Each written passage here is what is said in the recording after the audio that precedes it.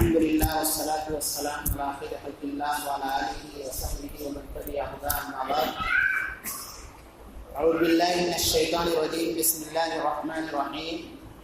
اليوم أكملت لكم دينكم وأتممت عليكم نعمتي ورضيت لكم الإسلام دينا. حاضرین کرام، دینی بھائیوں، بزرگوں، آج کے اس ماہانہ پروگرام میں جو میرا موضوع ہے وہ ہے ماہ شعبان اور کے فضائل اور شب برات کی حقیقت. حضرات، یہ مہینہ جو ماہ شعبان کا ہے یا اسی طرح سے سال کے اور دیگر جو مہینے ہیں، ان مہینوں کے اندر کون سا دن بہتر ہے، افضل ہے، کون سا دن عام دنوں کی طرح سے ہے، اس میں داخل ہونے سے پہلے بہتر ہوتا ہے کہ چند چیزوں کے تعلق سے میں آپ لوگوں کے سامنے کچھ پیش کروں. پہلی بات تو یہ ہے کہ یہ دین، اس کی شروعات حضرت آدم علیہ الصلوۃ والتسلیم سے ہوئی اور جس کو حضرت محمد صلی اللہ علیہ وسلم نے آ کر کے مکمل کیا، یہ دین اللہ رب العزت کا دین.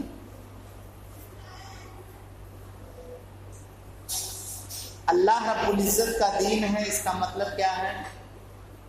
اسے سمجھنے کے لیے ہم یہ کہہ سکتے ہیں کہ جس طرح سے اگر مسجد ہماری ہوتی ہے، گھر ہمارا ہوتا ہے، بلڈنگ، فلیٹ یا پراپرٹی ہماری ہوتی ہے، تو اس کے ہم مالک ہوتے ہیں. اسے کیسے رکھنا ہے، کس کو اس کے اندر آنا ہے، کیا اس میں ہونا یا نہیں ہونا ہے، جو اس کا مالک ہوتا ہے وہ اس میں اختیار رکھتا ہے. کوئی اگر رائے مشورہ بھی دیتا ہے، اس میں کچھ کرنا چاہتا ہے، تو ایک دوسرا بول پڑتا ہے، اس میں آپ کو کیا ہوتا ہے، اس کا ہے وہ خود جانے. تو یہ دین اللہ رب العزت کا. اس دین کے چاہے کوئی خیر خواہ ہو یا بدخواہ ہو، اگر اللہ رب العزت کا دین ہے تو اس میں کسی کو کمی زیادتی کا کوئی حق حاصل نہیں. مثال کے طور پر میں نے خیر خواہ بدخواہ کیوں کہا؟ ہم جانتے ہیں کہ 3 طرح کے مخلوقات ہیں: نوری، ناری اور خاکی. نوری مخلوق فرشتوں کو کہتے ہیں، جن کے سردار جبریل امین ہیں. یہ ہمارے دین کے خیر خواہوں میں سے، بلکہ سارے فرشتے یہ دین کے خیر خواہ ہیں اور ان کے سردار جبریل امین ہیں، جو ہر نبی کے پاس دین لے کر کے آتے ہیں. دوسری مخلوق ناری ہے. یہ شیطان اور اس کی ذریت، یہ ہمارے دین کے بدخواہ ہیں. یہ الگ بات ہے کہ جنات کا ایک طبقہ دائرہ اسلام میں داخل ہوا ہے، لیکن بقیہ شیطان کے ساتھ ہیں. جس طرح سے انسانوں کے اندر کچھ لوگ دین میں داخل ہوئے، کچھ داخل نہیں ہوئے. تیسرا طبقہ یا تیسری مخلوق، اس ناری مخلوق میں جو سرغنہ، جو سردار ہو انگلش، جسے ابو الجن کہا جاتا ہے. تیسری مخلوق جو خاکی ہے، جس کے سردار یا جد امجد کہیں، سردار تو نہیں کہہ سکتے، آدم علیہ الصلوۃ والتسلیم ہیں، اور جن کے سردار محمد عربی صلی اللہ علیہ وسلم ہیں، اس لیے کہ انہوں نے فرمایا ہے انا سید ولد آدم. آدم علیہ الصلوۃ والتسلیم کی اولاد میں 2 طرح کے لوگ ہیں یا 2 گروپ ہیں. ایک انبیاء کا گروپ ہے اور ایک انبیاء کے علاوہ لوگوں کا گروپ. انبیاء کا جو گروپ ہے، ایک روایت جسے کچھ لوگوں نے صحیح کہا ہے، ان کی تعداد 1,24,000 کم و بیش ہے، اور ان کے سردار محمد الرسول اللہ صلی اللہ علیہ وسلم. انبیاء جتنے ہیں یہ سب کے سب دین کے خیر خواہ، اس لیے کہ سب دین کو لے کے آئے ہیں، چاہے کسی کی شریعت زندگی گزارنے کا طریقہ نیا رہا ہو اپنی قوم کے لیے، یا پرانے نبی کے طریقے پر وہ چلتے رہے ہیں، لیکن سب کا دین دین توحید اور سب اس دین کے خیر خواہ تھے۔ انبیاء کے بعد دوسرا گروپ انبیاء کے ماننے والوں کا ہے، اور انبیاء کے ماننے والوں کے گروپ کے سردار اگر کہہ سکتے ہیں، سب سے بڑے کہہ سکتے ہیں، سب سے بہتر اور افضل کہہ سکتے ہیں، وہ سیدنا ابو بکر صدیق رضی اللہ تعالی عنہ۔ اس تفصیل سے یہ بات واضح ہوئی کہ ان تینوں جنسوں میں اس دین کے کچھ خیر خواہ ہیں اور اس دین کے کچھ بدخواہ ہیں، لیکن ان تمام لوگوں کو دین کے اندر کمی زیادتی کا حق حاصل نہیں، اس لیے کہ دین اللہ رب العزت کا ہے۔ اللہ رب العزت نے اس دین کے تعلق سے فرمایا الیوم اکملت لکم دینکم واتممت علیکم نعمتی ورضیت لکم الاسلام دینا۔ حجۃ الوداع کے موقع پر، جس کے بعد تقریباً آپ صلی اللہ علیہ وسلم 3 مہینہ یا اس سے کچھ کم یا زیادہ دنیا میں رہے، اس موقع پہ یہ آیت نازل ہوئی۔ اللہ رب العزت نے فرمایا کہ آج ہم نے اے انسانوں اور جناتوں تمہارے لیے تمہارے دین کو مکمل کر دیا، جس کی شروعات آدم سے ہوئی اور تکمیل جناب عربی محمد رسول اللہ صلی اللہ علیہ وسلم پر ہوئی۔ آگے فرمایا وَأَتْمَمْتُ عَلَيْكُمْ نِعْمَتِي، نعمت اسلام اور ایمان اسے کامل کر دیا۔ آپ صلی اللہ علیہ وسلم نے ایک حدیث کے اندر فرمایا کہ اس دین کی یا نبوت کی مثال ایک محل کی ہے جس کی ساری اینٹیں مکمل ہو گئی ہیں سوائے ایک اینٹ کے، اور میں آ کر کے اس اینٹ کو پوری کر کے اس محل کو مکمل کر چکا ہوں۔ اور فرمایا وَرَضِيتُ لَكُمُ الْإِسْلَامَ دِينًا، اور ہم نے تمہارے لیے تمہارے دین کو پسند کیا۔ کسی خیر خواہ اور بدخواہ کی کمی اور زیادتی اس دین میں جائز نہیں۔ نبی صلی اللہ علیہ وسلم جنہیں ہم جانتے ہیں سب سے افضل، وہاں پہنچے جہاں جبریل امین نہیں پہنچ سکے۔ اسراء و معراج کے موقع پر سدرۃ المنتہا سے آگے جبرائیل نے کہا اب مجھے اجازت نہیں ہے، آپ جائیں، اور نبی صلی اللہ علیہ وسلم وہاں گئے جہاں فرشتے تقدیر لکھ رہے تھے، اس کی آواز کو ربی کریم صلی اللہ علیہ وسلم نے اپنے کانوں سے سنا، لیکن انہیں بھی کمی زیادتی کا حق نہیں ہے۔ اللہ فرماتا ہے وَلَوْ تَقَوَّلَ عَلَيْنَا بَعْضَ الْأَقَاوِيلِ لَأَخَذْنَا مِنْهُ بِالْيَمِينِ ثُمَّ لَقَطَعْنَا مِنْهُ الْوَتِينَ۔ یہ نبی بھی اگر ہمارے دین میں کچھ بھی اپنی طرف سے کہتے ہیں تو ہم انہیں پکڑ کر کے ان کی شہ رگ کو کاٹ دیں گے، اور ساری انسانیت، سارے فرشتے، ساری مخلوق مل کے انہیں بچانا چاہیں نہیں بچا سکتے، جبکہ ہمارے نبی اس دین کے لیے بہت خیر خواہ۔ آج ہم کسی سیاسی لیڈر، کسی بدعتی یا غیر بدعتی مولوی، کسی فلمی ستارے کے فین ہوتے ہیں، ان کی تصویر لے کے چلتے ہیں، ان کے مطابق زندگی بسر کرتے ہیں، جبکہ وہ ہمیں نہیں جانتے، ہماری ان سے ملاقات نہیں ہوتی، کبھی اتفاق سے قریب ہوتے ہیں تو سیلفی لینے کی کوشش کرتے ہیں۔ لیکن ہمارے نبی 1400 سال پہلے ہماری بہتری کے لیے راتوں میں روئے، لیکن ان کے تعلق سے رب کہہ رہا ہے اگر یہ بھی ہماری طرف سے اپنی طرف سے کچھ کہیں گے ہم ان کی شہ رگ کو کاٹ دیں گے، کوئی تمہیں سے بچا نہیں سکتا۔ اگر کوئی اس میں زیادتی کرتا ہے تو گویا کہ اللہ کا مقام دے گا۔ اللہ رب العزت فرماتا ہے اتخذوا احبارهم ورهبانهم اربابا من دون اللہ، کہ یہود و نصارہ نے اپنے مولویوں کو، اپنے بزرگوں کو، اپنے عالموں کو اللہ کے چھوڑ کر کے رب بنا لیا۔ صحابی رسول عدی بن حاتم جو پہلے عیسائی تھے، انہوں نے شکایت درج کی اللہ کے نبی صلی اللہ علیہ وسلم کی خدمت میں.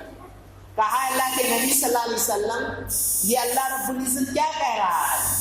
ہم نے تو اپنے علماء و مشائخ کو رب نہیں بنایا تھا. اللہ کے نبی صلی اللہ علیہ وسلم نے کہا کہ کیا یہ بات نہیں تھی اللہ کسی چیز کو حلال کرتا تمہارے مولوی اپنی پیٹ کی خاطر اس کو حرام کرتے اور تم اللہ کو چھوڑ کے مولوی کی نہیں مانتے تھے. ایسے ہی اس کے برعکس اللہ کسی چیز کو حرام کرتا اور تمہارے مولوی اس کو اپنی خاطر حلال کرتے، کیا ہم اس کو نہیں مانتے؟ کہا جی ہاں. کہا یہی رب بنا. اس لیے یہ دین اللہ رب العزت کا ہے. نہ خیر خواہوں کی خیر خواہی اور نہ بدخواہوں کی بدخواہی اس میں چلے گی. بدخواہوں کی بدخواہی یاد رکھیں، دین کو 3 طرح کے لوگوں نے برباد کیا. بادشاہوں نے، جاہل مولویوں نے، اور اسی طرح سے یہود و نصارہ اور ان کی ناجائز اولاد. دین عیسائی کو بولس نامی یہودی نے ظاہری طور پر عیسائیت میں داخل ہو کر کے بدنام کیا، برباد کیا، اور دین اسلام کو عبداللہ بن سبا یہودی نے دین کا لبادہ اوڑھ کر کے اہل بیت کا دعویٰ کر کے، ان سے محبت کا دعویٰ کر کے دین کو برباد کرنے کی کوشش کی. اور اس کوشش کے نتیجے میں حضرت عثمان رضی اللہ تعالی عنہ شہید ہوئے، حضرت علی رضی اللہ تعالی عنہ شہید ہوئے، حضرت حسن کو زہر دیا گیا، حضرت حسین کو قتل کیا گیا. اور اس وقت سے لے کر آج تک یہ شیعہ حضرات صبح شام ابو بکر و عمر کو گالیاں دینے والے یہ یہود و نصارہ کے ناجائز رشتہ دار ہیں. اور یہ ہے اللہ کے نبی صلی اللہ علیہ وسلم کے فرمان کے مطابق ہر بچہ فطرت اسلام پر پیدا ہوتا ہے، لیکن والدین یہودی ہیں تو یہودی، عیسائی ہیں تو عیسائی، اور مجوسی یعنی آگ پرست ہیں تو آگ پرست بنا لیتے ہیں. یہ اس لیے میں ذکر کر رہا ہوں کہ آج مجھے اس موضوع سے متعلق گفتگو کرنی ہے. مجھے یہ دکھانا ہے اور یہ ثابت کرنا ہے کہ انہی 3 لوگوں اور انہی جیسے لوگوں کا عمل دخل ہندوستان کے اندر یا دنیا کے اندر، چاہے عید میلاد النبی ہو یا شب برات ہو یا اسی طرح سے رجب کا کوڑا ہو یا آج کی شب برات ہو، اس میں انہی لوگوں کی کار فرمائیاں اور انہی لوگوں کو دین کے برباد کرنے کی کوششیں کار فرمائیں. تو پہلی بات تو یہ ہے کہ ہمیں یہ سمجھنا ہوگا کہ یہ دین اللہ رب العزت کا دین. نبی صلی اللہ علیہ وسلم سے پہلے اس دین کے حفاظت کی ذمہ داری اللہ نے خود نہیں لی تھی، لیکن نبی کریم صلی اللہ علیہ وسلم کے آنے کے بعد اس دین کی حفاظت کی ذمہ داری اللہ رب العزت نے اپنے ہاتھوں میں لی ہے. لہذا اس نے یہ وعدہ کیا ہے کہ ہم تا قیامت ایک ایسی جماعت کو باقی رکھیں گے جو اس دین کا دفاع کریں گے، حق کو واضح کریں گے، باطل کا پردہ فاش کریں گے اور دشمنوں کی چالوں سے مسلمانوں کو آگاہ کریں گے. اور آج کی کوشش انشاءاللہ انہی دشمنوں کی چالوں کو آگاہ کرنے کے لیے کرنا سی کوشش ہے. دوسری چیز جو مجھے بتلانی ہے وہ یہ کہ جب یہ دین اللہ رب العزت کا دین ہے تو اس دین کے اندر کسی جگہ کو، کسی وقت کو، کسی رات یا دن کو، کسی ہفتے یا مہینے کو، کسی سال کو، اور اسی طرح سے کسی انسان کو افضل قرار دینا، بہتر قرار دینا، کسی کو مفضول قرار دینا یعنی غیر بہتر قرار دینا، یہ اس دین کو نازل کرنے والے اور اس کائنات کو بنانے والے کی ذمہ داری. ہم کسی کو بہتر یا بدتر نہیں کہہ سکتے، اس لیے کہ اللہ کے فرمان کے مطابق ہمیں بہت معمولی علم دیا گیا ہے. ہمارے پیچھے بیٹھا شخص ہمارے بارے میں کیا کہہ رہا ہے، ہمارے سامنے بیٹھا شخص ہمارے تعلق سے دل میں کیا سوچ رہا ہے، ہمیں نہیں پتا ہے. تو پھر ایسی صورت میں یہ ٹھیکیداری ہم کیوں لیں؟ اور جب ہم یہ بھی جانتے ہیں کہ ہمیں اللہ رب العزت نے بلوغت سے پہلے بالغ ہونے کے وقت سے لے کر اور مرنے کے وقت تک اپنی عبادت کے لیے رکھا ہے، تو پھر ہم سال میں ایک دن یا سال میں چند دن یا عمل کر کے یا چند مخصوص جگہوں پہ جا کر کے کچھ کر لینے سے یا اس کی راہ میں کچھ دے لینے سے کیا ہمارے اوپر جو ذمہ داری ہے ختم ہو جائے گی؟ اللہ رب العزت تو کہتا ہے وَاعْبُدْ رَبَّكَ حَتَّى يَأْتِيَكَ الْيَقِينُ، رب کی عبادت موت کے آنے تک کرتے رہے۔ ایک تو بات یہ ہے کہ کسی جگہ ہے وقت کو افضل قرار دینا اللہ رب العزت کی ذمہ داری۔ دوسری یہ کہ اگر کوئی دن فرض کیجیے افضل ہو ہی گیا ہے تو کیا اس کے منانے کے لیے ہم آزاد ہیں؟ مثال کے طور پر نبی صلی اللہ علیہ وسلم کے لیے وہ رات بہت بہتر رات تھی جس میں آپ کو راتوں رات اسراء اور معراج کرایا گیا۔ مسلمانوں کے لیے وہ دن بہت بہتر دن تھا جس دن میں انہوں نے بدر کی لڑائی میں فتح و کامرانی حاصل کی، جس کو اللہ رب العزت نے یوم الفرقان کہا۔ مسلمانوں کے لیے وہ دن بہت بہترین دن تھا جو دن صلح حدیبیہ کا تھا، جس میں لوگوں نے بیعت رضوان کیا، جن کی تعداد بعض روایتوں میں 1500 یا 500 کی تھی، اور اللہ کے نبی صلی اللہ علیہ وسلم نے سبوں کو جنت کی بشارت دی۔ مسلمانوں کے لیے وہ دن بہت ہی اہم دن تھا جس دن انہوں نے مکہ فتح کیا، تو یہ دن ان کے لیے اہم دن تھا۔ لیکن اس دن کو اہم قرار دینا اپنی جگہ پر، دوسرے ان دنوں کو منانا جیسے آج کل مختلف ڈے ہیں، یہ دوسرا مسئلہ ہے۔ جس طرح سے ہم افضل قرار نہیں دے سکتے، بہتر قرار نہیں دے سکتے، ویسے ہی ہمیں منانے یا نہ منانے میں خود اختیار نہیں۔ اس کی دلیل کیا ہے؟ دلیل یہ ہے کہ دنوں راتوں میں اللہ کے نبی صلی اللہ علیہ وسلم نے شب قدر لیلۃ القدر کو افضل قرار دیا ہے۔ دنوں میں اللہ کے نبی صلی اللہ علیہ وسلم نے جمعہ کے دن کو بہتر قرار دیا ہے۔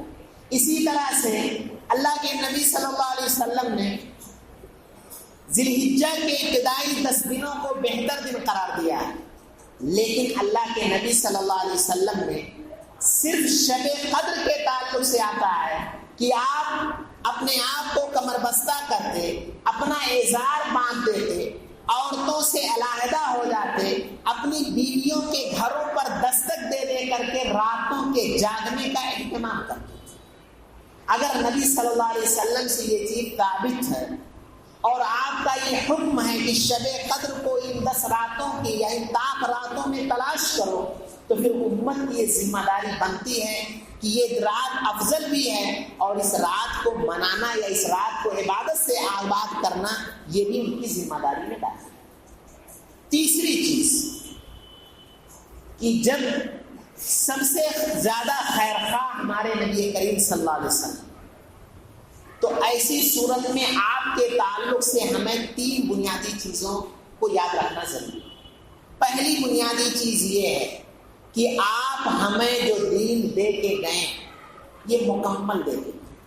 مکمل کا مطلب یہ ہے کہ اس میں کچھ ڈالیں گے تو گرنے لگے گا، اور اگر گنجائش ہوگی تو مکمل نہیں ہوگا۔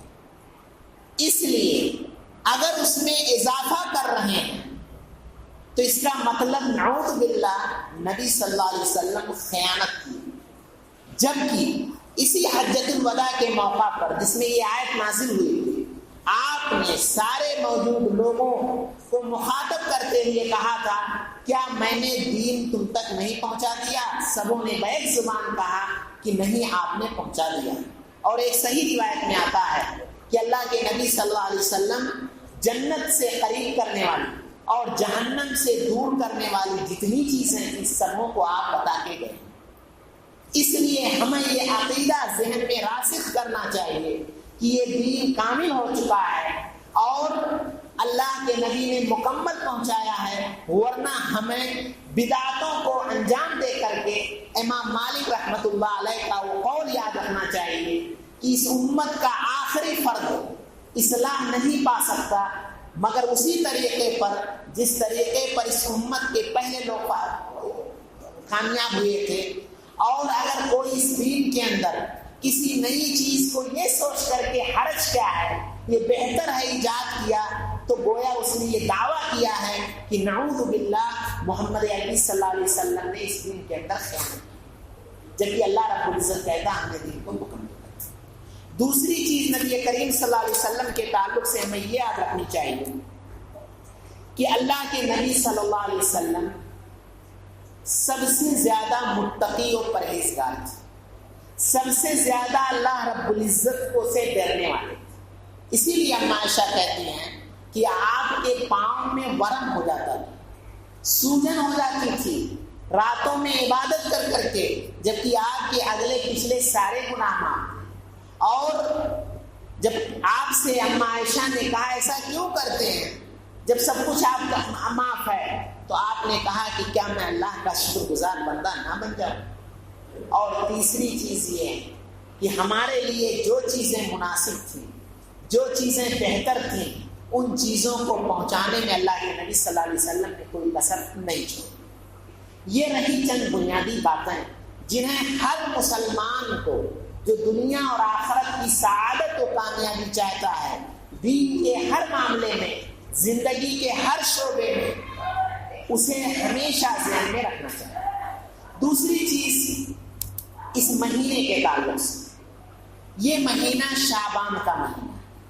شعبان کہتے ہیں عربی زبان کے لفظ تشعب سے ماخوذ ہے، جس کے معنی بکھرنے کے ہیں، پھیلنے کے. اس کا نام کیوں رکھا گیا؟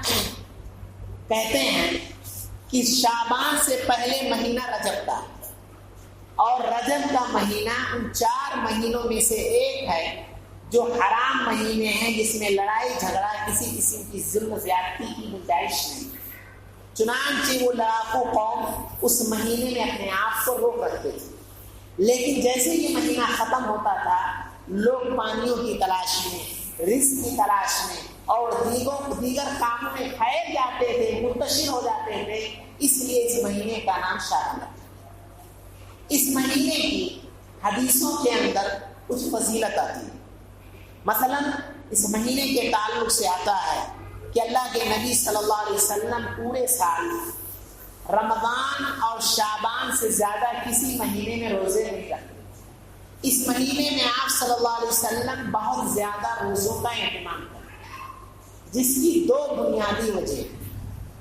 پہلی وجہ خود آپ صلی اللہ علیہ وسلم نے حدیث کے اندر بیان فرمائی کہ عام طور پہ لوگ رجب اور رمضان کے درمیان کا جو یہ مہینہ ہے، اس مہینے میں لوگ غفلت کے شکار ہوتے ہیں اور روزوں کا اہتمام نہیں کرتے، جبکہ یہ مہینہ پورے سال کے اعمال جو ہم کرتے ہیں، نیکیاں یا برائیاں، ان نیکیوں یا برائیوں کی پیشی کا مہینہ ہے. کیسے پیشی کا مہینہ، اسے سمجھیں. ہم جو کام کرتے ہیں اللہ رب العزت اس کا ریکارڈ کراتا ہے کرامن کاتبین کے ذریعہ. ہمارے اعضاء و جوارح گواہ ہیں، فرشتے نوٹ کرتے ہیں. اللہ رب العزت نے بہت سارے انتظامات کر رکھے. اسی طرح سے روزانہ فرشتوں کا 2 وفد آتا ہے، 2 گروپ آتا ہے، صلاۃ عصر اور اسی طرح سے صلاۃ فجر. صلاۃ فجر میں جو آتا ہے وہ صلاۃ فجر سے لے کر کے صلاۃ عصر کے ہمارے اعمال کو لے کر کے صلاۃ عصر کے موقع پر وہ چلا جاتا ہے اور اللہ رب العزت کے دربار میں ہمارے اعمال کو پیش کرتا ہے.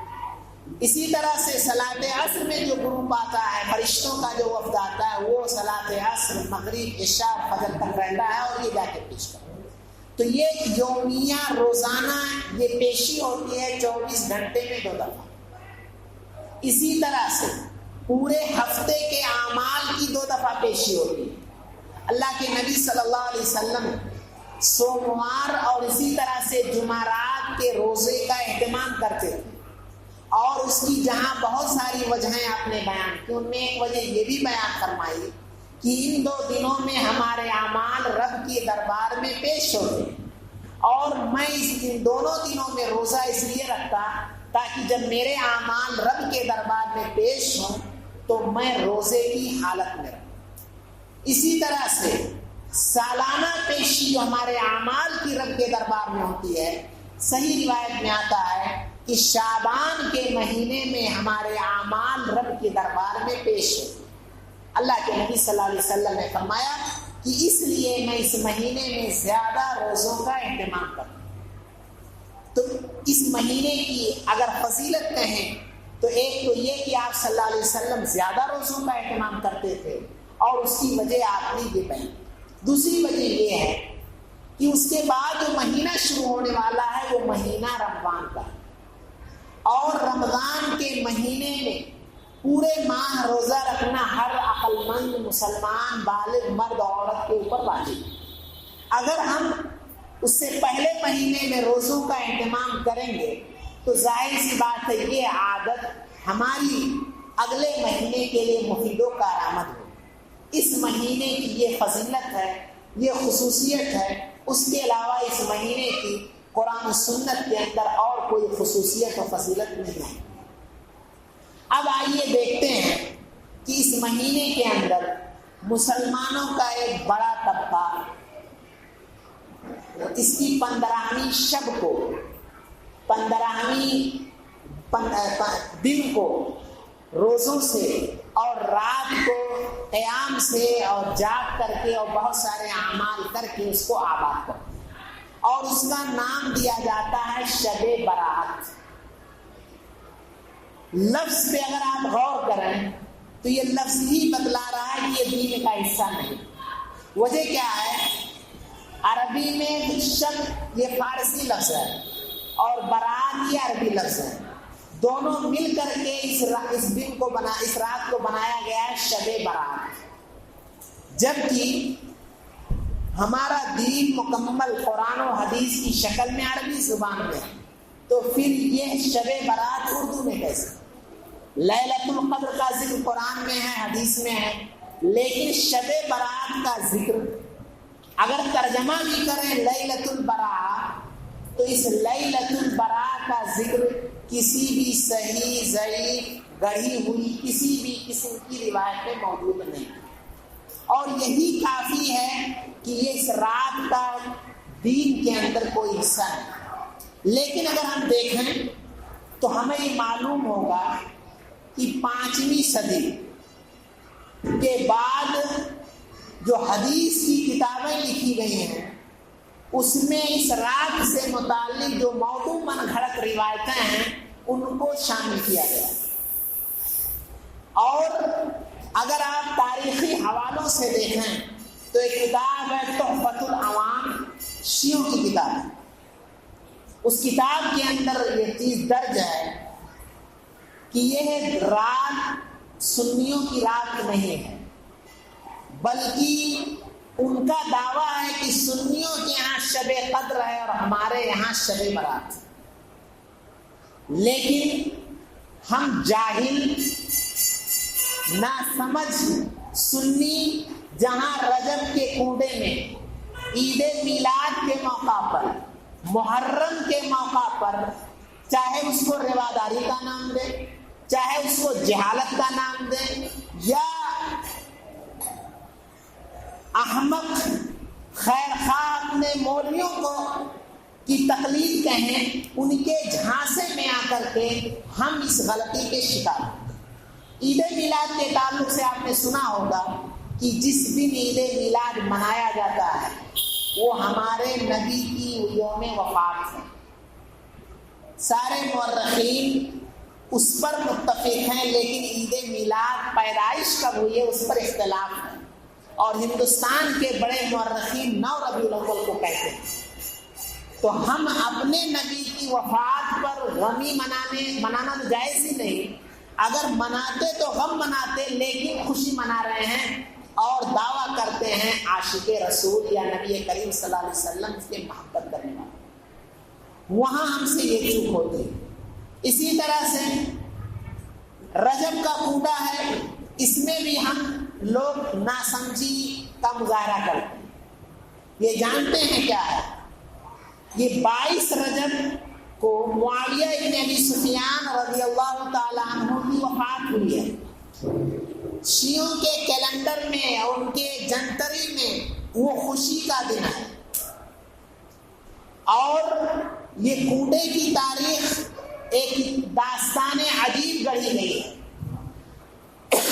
وہ داستان عجیب کیا ہے؟ امام جعفر صادق جن کے 12 اماموں میں سے ایک امام ہے شیعوں کے، یہ لوگ رہتے تھے شام میں، دمشق۔ واقعہ گڑھا گیا ہے مدینہ میں، اور یہ کی تفصیل ہے کہ ان کے گھر میں کام کرنے والی نے سے امام جعفر نے کہا ایسا ایسا کرو اور میرے وسیلے سے دعا مانگو اور اس کے بعد تمہارا سب کچھ ہو جائے گا۔ اس کا شوہر جو بہت پریشان حال تھا، 12 سال سے جنگل میں نکلا ہوا تھا، ان کے مطابق کیا اور وہ بہت مالدار ہو گئی۔ وزیر کی بیوی کو پتہ چلا، اس نے مخالفت کی تو کنگال ہو گئی۔ پھر ان کا وسیلہ پکڑا تو یہ ہو گیا، اور یہ چیزیں گڑھی گئی ہیں۔ حالانکہ 100 سال پہلے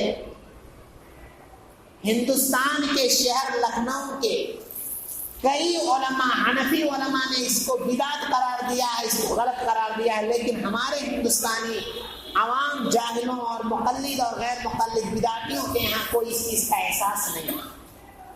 یہی حال اس شب برات کا۔ اس کے تعلق سے ان کا کہنا ہے کہ اس رات میں ہمارے 12ویں امام، ان کے 12 ائمہ ہیں، آخری امام غائب ہو گئے۔ ان کے بعض مورخین کہتے ہیں پیدا نہیں ہوئے ہیں، لیکن کچھ کہتے ہیں پیدا ہوئے ہیں اسی رات کو اور غائب بھی ہو گئے ہیں۔ اس رات میں یہ ہے سنیوں سے اپنے ظالموں پر میں بطور خاص ابو بکر و عمر اور صحابہ کرام سے برات کا اظہار کرنا، کیونکہ برات کا مطلب ہوتا ہے علیحدگی اختیار کرنا، نجات حاصل کرنا۔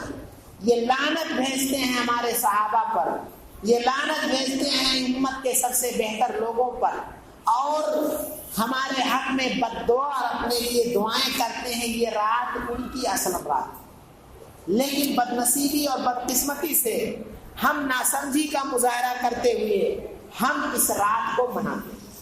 اس رات کو کے منانے کی جو آپ کا شروعات ہوئی ہے یہ 5ویں صدی ہجری سے ہوئی۔ اس سے پہلے اس کا کہیں ثبوت اور کہیں اس کا گزر نہیں ہوا ہے۔ اور جیسا کہ میں نے بتلایا کہ یہ شیعوں کی شروع کی ہے۔ اس رات کے تعلق سے ایک بہت بڑا دعویٰ جو ہے شب برات سے متعلق، یہ فیصلوں کی رات۔ اس رات میں قرآن کا نزول ہوا ہے، اور یہ بہت بابرکت رات، اور اس کے لیے قرآن و حدیث سے دلیلیں دی جاتی ہیں۔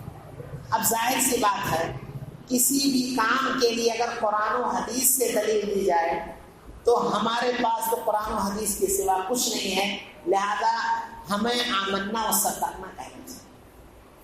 لیکن سوال یہ پیدا ہوتا ہے کہ ہمیں اللہ رب العزت نے قرآن میں کئی مقامات پر کہا، کوئی بھی کوئی بات کہے تو ان سے ہمیں یہی کہنا چاہیے، ہاتھو برہانکم ان کنتم صادقین۔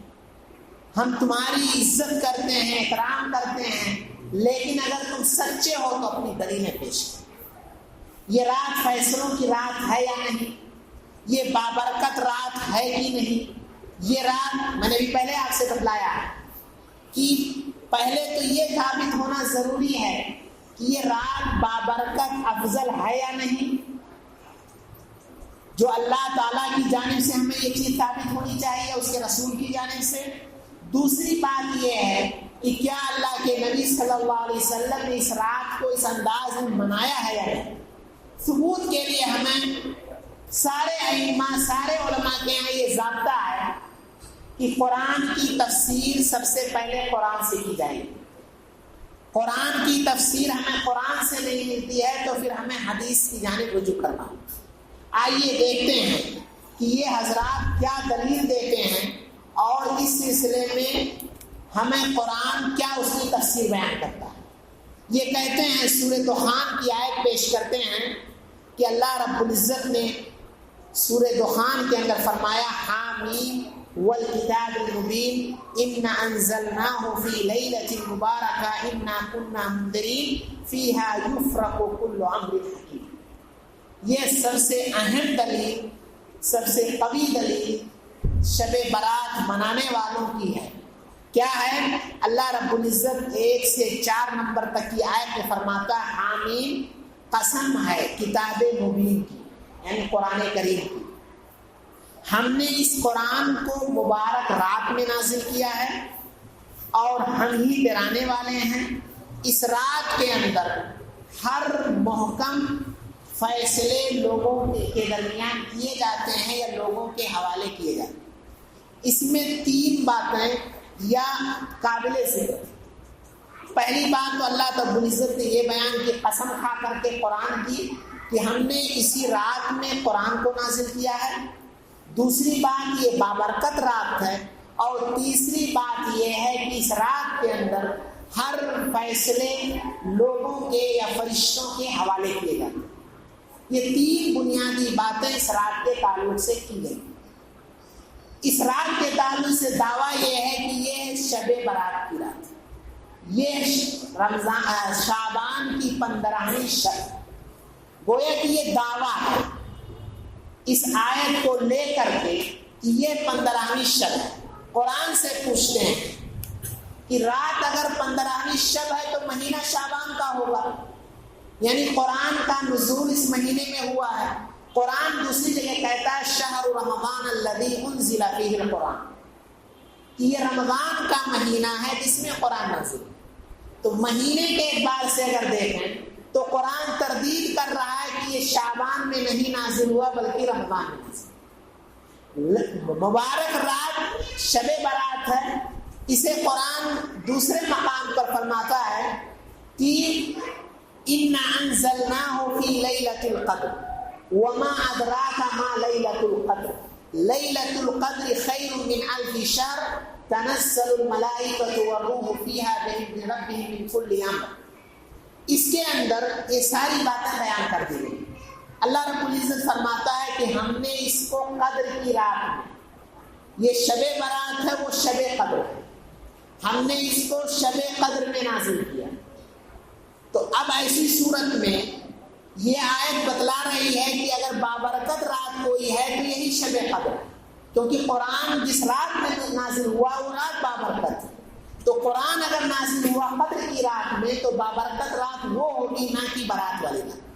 اسی طرح سے اسی میں ہے کہ لیلۃ القدر خیر من الف شہر، یہ 1000 راتوں سے زیادہ بہتر ہے، جس کو کہتے ہیں کہ 83 سال 4 مہینے. اور بھی میں ذکر کروں گا کہ یہ حضرات ایک موضوع روایت کو پیش کرتے ہیں اور کہتے ہیں کہ شب برات میں عبادت 60 سال سے زیادہ کی، اور دن کے اندر روزہ رکھنا یہ بھی 60 سال، دونوں ملا لیں تو 120 سال. گویا کہ شب برات کے دن اور رات آپ عبادت کریں تو 120 سال، اور صرف شب قدر میں کریں تو ایسی صورت میں صرف 83 سال 4 مہینے. اسی لیے کچھ حضرات ان کے کہتے ہیں کہ شب برات یہ زیادہ افضل ہے کیونکہ یہ ہمیں معلوم ہے، اور شب قدر زیادہ افضل نہیں کیونکہ اس کا پتہ نہیں ہے، اس کو تلاشنے کا غور کرنے کا معاملہ ہے. تیسری چیز اللہ رب العزت نے اسی آیت کے اندر بیان کی کہ تنزل الملائکۃ والروح فیہا بإذن ربہم من کل امر فیہا یفرق کل امر حکیم. یہاں پر ہے کہ فیصلے، اسی لیے تقدیر کی جو بہت سارے قسمیں بیان کرتے ہیں. پورے سال میں، آئندہ پورے سال میں جو ہونا ہے، اللہ رب العزت لوح محفوظ سے اسے فرشتوں کے حوالے کرتا ہے، یہ اسی قدر کی رات. لہذا یہ دعویٰ غلط ہے کہ قرآن 2 دفعہ نہیں نازل ہوا، ایک ہی دفعہ نازل ہوا ہے اور وہ شب قدر ہے، لہذا اس کو پیچھے لے جانا یہ صحیح. دوسری چیز یہ تو رہا معاملہ کہ یہ رات شب برات والی رات شب قدر کی ہے یا نہیں. دوسری چیز یہ ہے اس کے منانے سے متعلق. آئیے اس کو سنت سے دیکھتے ہیں. سنن ترمذی کے اندر ایک روایت آتی ہے اور اسی طرح سے ایک روایت صحیح مسلم میں. سنن ترمذی کی ایک روایت سے یہ حضرات استدلال کرتے ہیں کہ اس رات میں قبرستان کی زیارت کرنا مسنون ہے.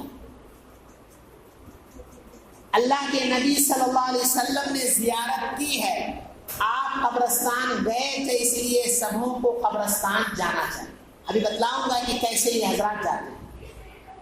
یہ حدیث امام مسلم امام ترمذی رحمہ اللہ نے سنن ترمذی کے اندر ذکر کیا, اس کے بعد کہا یہ حدیث ضعیف ہے. یہ واقعہ ہے کہ ایک رات شارحین نے ذکر کیا ہے کہ وفات سے 5 دن پہلے, اگر 12 ربیع الاول کو نبی کریم صلی اللہ علیہ وسلم کی وفات ہوتی ہے تو 5 دن پہلے آپ جوڑ سکتے ہیں, یہ تقریباً 7 ربیع الاول کی رات ہوگی. اس میں آپ صلی اللہ علیہ وسلم کے پاس جبریل امین آئے. جبریل امین اللہ کے نبی صلی اللہ علیہ وسلم کی ساری بیویوں کے گھروں میں سوائے عائشہ کے نہیں جاتے تھے جب وہ اپنے لباس میں یا اپنے لحاف میں ہوتے تھے. اس موقع پر جبریل امین آپ صلی اللہ علیہ وسلم کے گھر نہیں گئے کیونکہ وہ سو رہی تھی اور ان کے جسم کا کچھ حصہ کھلا ہوگا, تو اس لیے جبریل امین نے مناسب نہیں سمجھا. آپ صلی اللہ علیہ وسلم کو باہر بلا کر کے خاموشی سے بقیع غرقد جو مدینہ والوں کے قبرستان ہے, آج کل مسجد نبوی سے بالکل ملی ہوئی قبرستان ہے, وہاں لے گئے اور وہاں اللہ کے نبی صلی اللہ علیہ وسلم, روایت میں آتا گویا کہ آپ انہیں الوداع کہہ رہے ہیں کیونکہ 5 دن کے بعد دنیا سے خود رخصت ہونے والے ہیں. آپ نے ان کے لیے دعا کی, اہل بقیع کے لیے آپ صلی اللہ علیہ وسلم نے دعا کی. آتا ہے روایتوں میں کہ آہستہ آہستہ پیچھے پیچھے حضرت عائشہ بھی گئی. یہ ان کو خطرہ تھا کہ کہیں کسی دوسری بیوی کے یہاں تشریف تو نہیں لے گئے. جب انہوں نے دیکھا کہ آپ بقیع قبرستان میں ہیں, خاموشی سے جلدی جلدی آ کر کے اپنے بستر پر لیٹ گئے. ظاہر سی بات ہے کہ انسان جب دوڑ کر کے آتا ہے تو اس کی سانس اوپر نیچے ہوتی ہے. آپ صلی اللہ علیہ وسلم جب آئے تو آپ نے بھانپ لیا, پوچھا یہ کیا ماجرا ہے, تو انہوں نے اپنی حقیقت بیان کی. یہ ہے معاملہ. یہاں اس واقعے کے اندر جو غور کرنے کی بات ہے وہ یہ کہ اما عائشہ رضی اللہ تعالیٰ عنہا اگر وہ بدگمانی میں نہ گئی ہوتی تو شاید امت کو یہ معلوم ہی نہیں ہو پاتا کہ اللہ کے نبی صلی اللہ علیہ وسلم بقیع گئے تھے یا نہیں گئے. اس لیے کہ مرے ہوئے لوگوں کے حق میں آپ دعا کرنے گئے تھے, اس کا امت سے کوئی تعلق زندوں سے نہیں تھا. اس لیے کہ قبرستان میں کی زیارت آپ فرماتے تھے, آپ نے حکم دیا ہے, آپ گئے تھے نہیں گئے تھے اس سے امت کو کوئی لینا دینا نہیں. یہ تو حضرت عائشہ کا احسان ہے جنہیں شیعہ حضرات گالیاں دیتے ہیں کہ وہ چپکے سے گئی, انہوں نے دیکھا. ایک بات. دوسری بات یہ ہے کہ فرض کیجئے یہ رات اہم تھی, جبکہ ابھی بتلایا گیا کہ یہ ربیع الاول کا معاملہ ہے اور منایا جا رہا ہے شعبان میں. ویسے ہی جیسے ابھی حلوے کا ذکر آئے گا کہ واقعہ ہے شوال کا اور 2 مہینہ پہلے یعنی شعبان میں کھایا جاتا ہے. تو دوسری چیز جو یہاں غور کرنے کی ہے وہ یہ کہ اللہ کے نبی صلی اللہ علیہ وسلم چپکے گئے تھے. شب قدر آپ چپکے نہیں مناتے تھے, آپ حکم دیتے تھے, بیویوں کے گھروں پر دستک دیتے تھے, سب کو ساتھ لے کر کے رات کو جاگنے کا اہتمام کرتے تھے. اور یہاں آپ صلی اللہ علیہ وسلم خاموشی سے جا رہے ہیں, لوگ کسے افضل قرار دیتے ہیں اس کو چھوڑ. یہ سنت سے غلط انداز میں اس معاملے کو الجھانے یا لوگوں کو اپنی بات کہنے کا طریقہ ہے. اس رات کے اندر اب اس سے یہ بات واضح ہو گئی کہ یہ رات, اس رات کی قرآن و حدیث کے اندر قرآن کے نزول کے ناحیے سے, برکت کے ناحیے سے, فیصلوں کی رات ہونے کے ناحیے سے کہیں سے کسی کا کوئی ثبوت نہیں.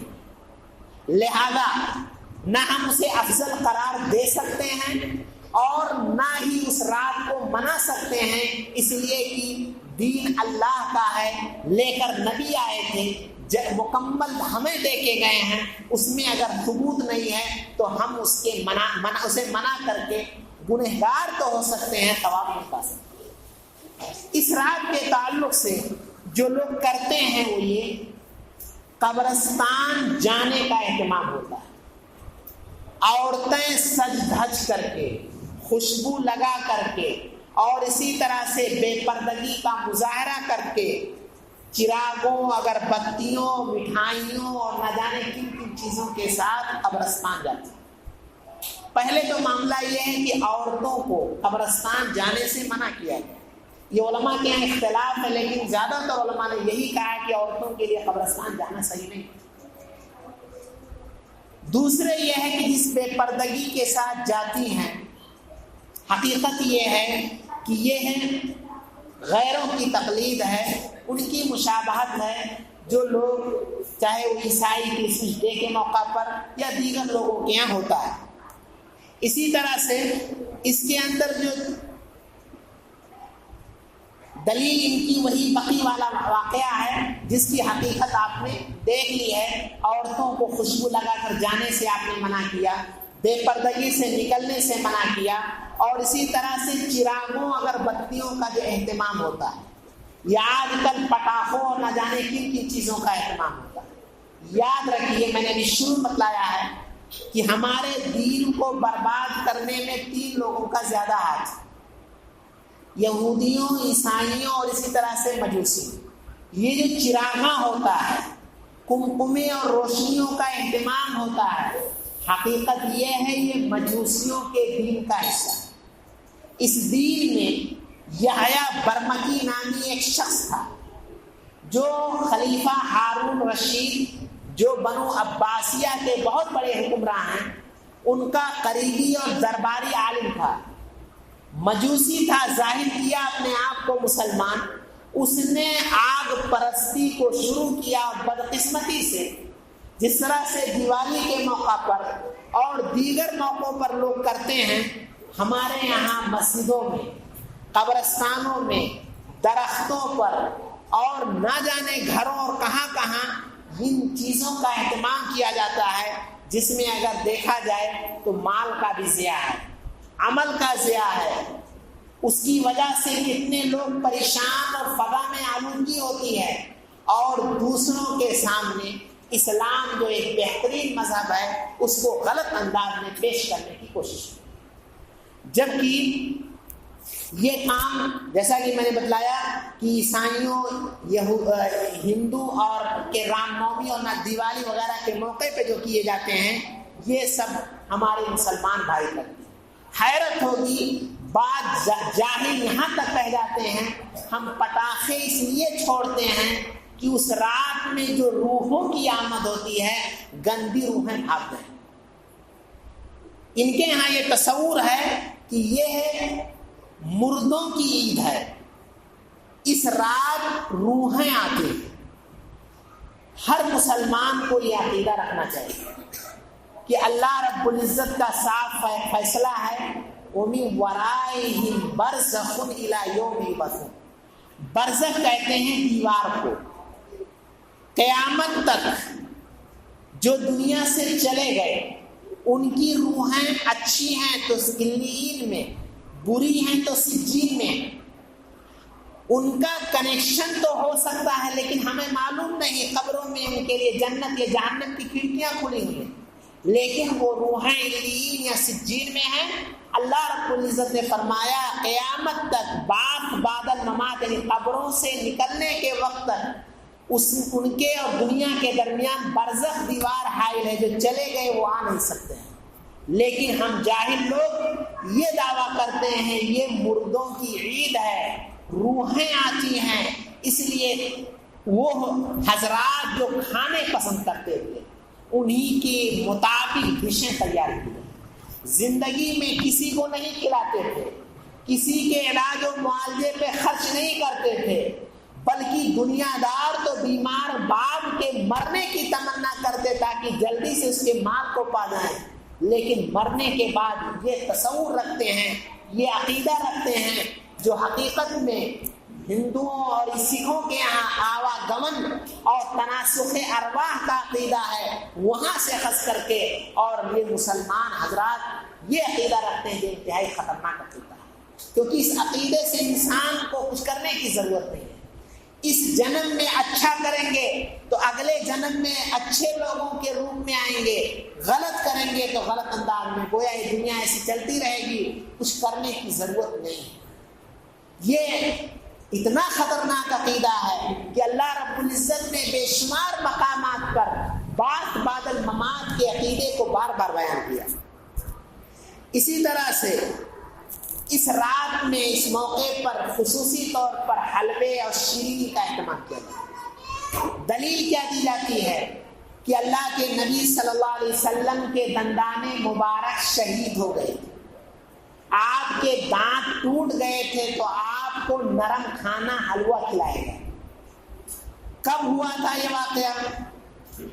ایک تو یہ ہے کہ دانت آپ کے ٹوٹے تھے، اس لیے کھانے والوں کو پہلے اپنے دانت توڑنے چاہیے، تبھی وہ کھانے کے حقدار ہوں گے۔ اس لیے کہ اللہ کے نبی صلی اللہ علیہ وسلم کے صحابہ نے نہ دانت توڑے نہ کھائے، لیکن اگر آپ کھانا چاہتے ہیں تو آپ کے دانت بھی ویسے ہونے چاہیے۔ دوسری چیز یہ ہے، اگلی دانتیں ٹوٹی تھی، داڑھ والی دانت سے رہے، تو یہ بھی تو صحیح نہیں۔ تیسری چیز یہ ہے، یہ واقعہ پیش آیا 3 ہجری میں، شوال کے مہینے میں احد کی لڑائی ہوئی تھی، اس میں آپ صلی اللہ علیہ وسلم کے دانت ٹوٹے۔ تو اگر آپ ڈے منا رہے ہیں، آپ کوئی رات منا رہے ہیں، کسی رات میں اہتمام کر رہے ہیں، تو مہینہ شوال کا ہونا چاہیے، نہ کہ اس سے 2 مہینہ قبل یعنی شعبان میں یہ عمل ہونا چاہیے۔ یہ ایسے ہی ہے جس طرح سے یہودی من و سلوہ کا انتظار کر رہے تھے اور دیگر لوگوں کے یہاں کھانے پینے کا موقع چاہیے، لوگوں کے مال کو حاصل کرنے کا طریقہ چاہیے، اسی انداز میں یہ بھی کام کیا جاتا ہے۔ اس رات کے تعلق سے یہ بھی کیا جاتا ہے، اس ہزاری نماز جس کو صلاۃ الفیہ کہتے ہیں، 100 رکعت نماز 2 کر کے پڑھتے ہیں، اور یہ دعویٰ کرتے ہیں کہ اس میں پڑھنے کا بہت زیادہ ثواب ہے، اس لیے پوری رات کو جاگنا ہے اور 60 سال کے برابر ثواب ملے گا۔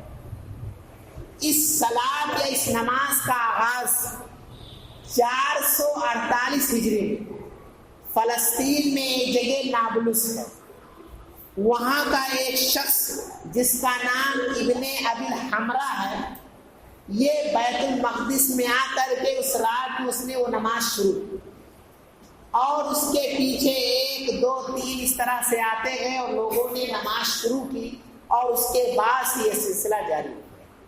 اس رات کے اندر یہ کیا جاتا ہے اور اس کے دن میں روزہ رکھا ہے۔ یہاں یہ بات واضح کر دو کہ 15ویں شب جو ہے پورے سال میں ہر مہینے کی 15 تاریخ اور اس سے پہلے 13 اور 12 13 14 15 13 14 15 یہ 3 جو تاریخیں ان کو ایام بیز کہتے ہیں۔ ایام بیز یہ ابیض کے معنی ہوتے ہیں سفید۔ چاند جو ہے یہ ہے اس وقت مکمل ہو جاتا ہے اور آسمان میں نمودار ہوتا ہے، روشن ہو جاتا ہے، اس لیے ان دنوں کو ایام بیز کہتے ہیں۔ ان 3 دنوں میں روزہ رکھنا یہ نبی کریم صلی اللہ علیہ وسلم کی سنت ہے۔ جس طرح سے جمعرات اور سوموار کی فضیلت ہے روزہ رکھنے کے ناحیے سے، ایسے ہی ہر مہینے کی 13 14 15 تاریخ۔ اب اگر کوئی شخص ہر مہینے اس کا اہتمام کرتا ہے تو پھر ایسی صورت میں وہ 13 14 15 شعبان کی بھی کرے تو کوئی مسئلہ نہیں، لیکن اگر اس عقیدے سے کرتا ہے کہ 15 کی شب کو یہ فضیلت ہے کہ روزہ رکھیں گے 60 سال کا ثواب پائیں گے، تو اللہ کی قسم وہ شخص گنہگار ہوگا، اس بدعت کے مرتکب ہوگا جس بدعت کے تعلق سے اللہ کے نبی صلی اللہ علیہ وسلم نے فرمایا کل بدعت ضلالہ وکل ضلالۃ فی النار۔ یہ اور اس قسم کے اور بہت سارے کام اس رات میں کیے جاتے ہیں جن کا دین اسلام سے کوئی تعلق نہیں ہے.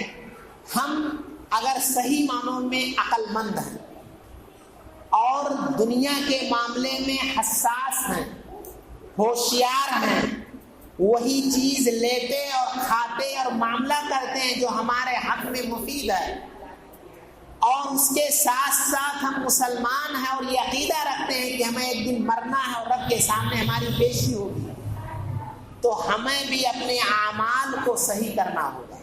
اور ہمارے اعمال صحیح اسی وقت ہوں گے جب قرآن اور سنت کے مطابق ہوں گے جو اللہ رب العزت کا دین ہے. اس لیے کہ اللہ رب العزت نے قرآن میں فرمایا کہ اس نے موت و حیات کو، یعنی ہماری زندگی اور موت کو اسی لیے رکھا لِيَبْلُوَكُمْ أَيُّكُمْ أَحْسَنُ عَمَلًا، تاکہ وہ ہمیں آزما سکے کہ عمل کے ناحیے سے ہم میں کون زیادہ بہتر ہے. شارحین کہتے ہیں احسن و عملہ کا مطلب یہ ہے اے اصوبہ، کس کا عمل زیادہ درست ہے. اور عمل کیسے درست ہوگا؟ اس کی دو بنیادی شرطیں، ایک تو خالص اللہ کے لیے ہو اور دوسری خالص نبی کی سنت کے مطابق ہو. ہم نے یہ جو تفصیل سنی ہے، اس تفصیل سے یہ چیز معلوم ہوئی کہ اس رات کی کوئی فضیلت خصوصیت کے ساتھ نہیں. ہاں، اگر کوئی شخص یہ کہتا ہے کہ ایک حدیث آتی ہے جس کو کچھ لوگوں نے صحیح قرار دیا ہے کہ اللہ رب العزت اس رات میں نازل ہوتا ہے سمائے دنیا پر، ہر شخص کو جو جاگتا ہے رب سے فریاد کرتا ہے اس کو بخش دیتا ہے، سوائے دو لوگوں کے، ایک مشرک کو، دوسرے مشاہن کو. مشرک تو جانتے ہیں، مشاہن کہتے ہیں جس کے دل کے اندر کینہ ہے، کپٹ ہے، حسد ہے، حقد ہے. آئیے اس کو بھی سمجھ لیتے. ہمیں پہلے یہ جاننا چاہیے کہ یہ صرف 15ویں شب کا معاملہ نہیں ہے. پورے سال اللہ رب العزت کے تعلق سے اللہ کے نبی صلی اللہ علیہ وسلم فرماتے ہیں کہ رات کے تیسرے پہر یا آخری پہر اللہ رب العزت سمائے دنیا پر، آخری آسمان پر نزول فرماتا ہے. جو لوگ قیام اللیل کرتے ہیں، تہجد پڑھتے ہیں، راتوں میں اٹھ کر رب سے دعائیں کرتے ہیں، اللہ رب العزت کہتا ہے کوئی مجھ سے مانگنے والا ہے کہ میں اسے دوں، کوئی مجھ سے مغفرت طلب کرنے والا ہے میں اسے مغفرت طلب کروں.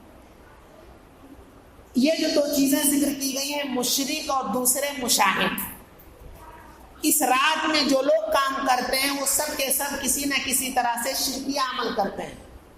تو پہلے تو مشرک حضرات تو اس سے خارج ہو گئے جو روحوں کے آنے کا عقیدہ رکھتے اور ان کے لیے طرح طرح کا پکوان سجائے کہ وہ آئیں گے اور خوش ہوں گے اور صبح پھر چلے جائیں گے. یہ آخر شرکیہ عقیدہ ہے یا نہیں؟ مشاہین کے تعلق سے اللہ رب العزت نے قرآن میں فرمایا جن کے دلوں میں کینہ اور حسد ہے، یوم لا ینفع مال ولا بنون الا من اتى اللہ بقلب سلیم. قیامت کے دن یہ مال اور اولاد فائدہ نہیں پہنچے. کیا چیز فائدہ پہنچائے گی؟ جو صحیح سالم دل لے کر کے آیا. صحیح سالم دل کی تشریح دو ہے.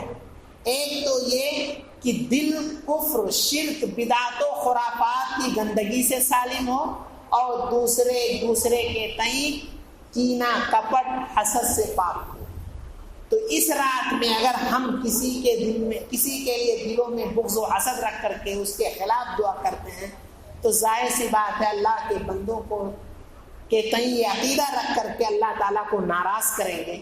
اس لیے اس رات کے تئیں کوئی خصوصیت نہیں ہے، اس نہ تو خصوصیت ہے اور نہ منانے کا ثبوت ہے. لہذا ہمیں چاہیے کہ ہم نبی کریم صلی اللہ علیہ وسلم کے فرمان کے مطابق